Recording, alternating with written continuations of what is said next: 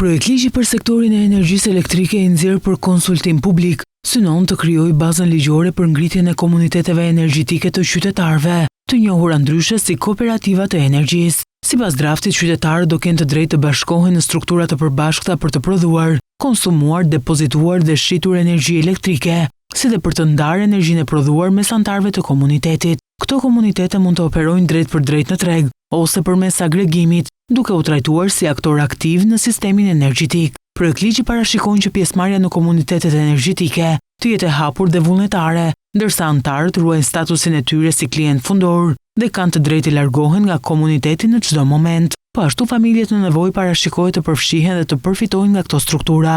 Një element i rëndësishëm lidhet me të drejtat e këtyre komuniteteve për të menaxhuar dhe përdorur rrjetin e shpërndarjes në zonën e tyre, në përputhje me rregullat që do përcaktohen nga autoritetet. Në këtë kuadër, operatorët e sistemit të shpërndarjes do duhet të bashkëpunojnë për të lehtësuar transferimin e energjisë brenda komuniteteve, ndërsa tarifat duhet të jenë transparente, proporcionale dhe jo diskriminuese. Ngritja e komuniteteve energjetike të qytetarëve shihet si një hap drejt decentralizimit të prodhimit të energjisë dhe rritjes së rolit të qytetarëve në treg.